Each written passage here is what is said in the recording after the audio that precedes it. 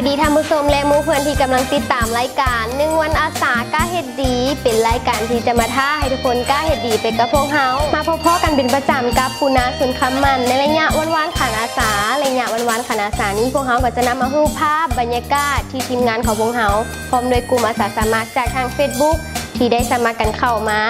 แล้วออกเดินทางไปท่าซีที่โรงเรียนนาดาวเมืองเวียงแข่งเวียงจันทร์ในวันที่23หาวันที่14เดือนมังกรปี2016นี้ไปรับชมกันเลย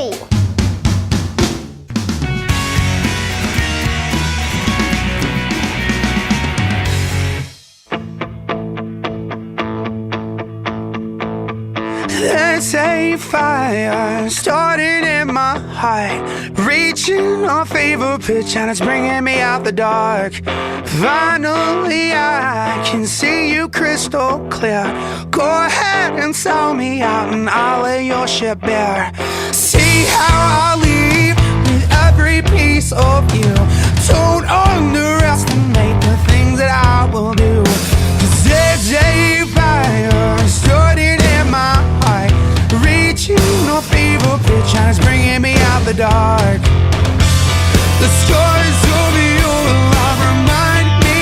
of about to keep me thinking that we almost had it all. The scars of your love, they leave me breathless. Can't help feeling like we could have had it all.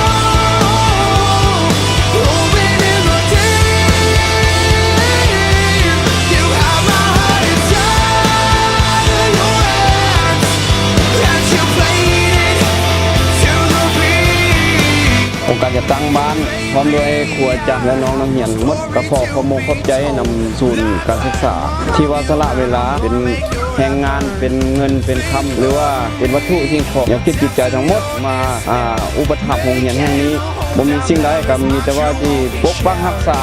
ผลงานของลูกของหลานนี้ไว้ให้มันยืนยาวนานท้ายนี้ก็ขอใส่ให้พรให้พวกนักศึกษาทั้งหมดจงมีสุขภาพเข้มแข็งสำเร็จในการห้ำเฮียนสำเร็จในหน้าที่การงานทั้งหมดขอบใจ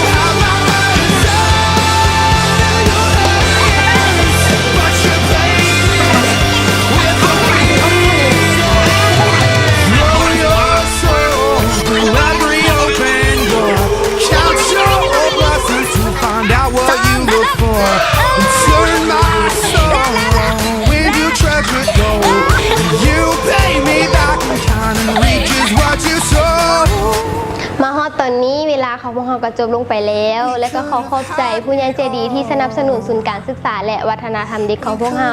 ไม่ว่าจะเป็นโครงการเด็กทำหูหรือโครงการบ้านอาสาที่เปิดโอกาสให้เด็กและวัยรุ่นได้มีกิจกรรมเฮ็ดในวันเสาร์และวันอาทิตย์และที่ขาดบ่ได้ก็ขอขอบใจท่านผู้ชมที่น่ารักทุกคนที่ให้เกียรติติดตามรายการของพวกเราถ้าท่านใดมีข้อติชมก็สามารถส่งหาพวกเราได้พวกเราพร้อมที่จะปรับปรุงให้ดีขึ้นและก็ขอฝากอีกอย่างหนึ่งอย่าลืมไปกดไลค์กดแชร์ให้พวกเราได้ที่ Facebook หรือ YouTube ของพวกเราสำหรับมื้อนี้ขอกล่าวคำว่าสบายดี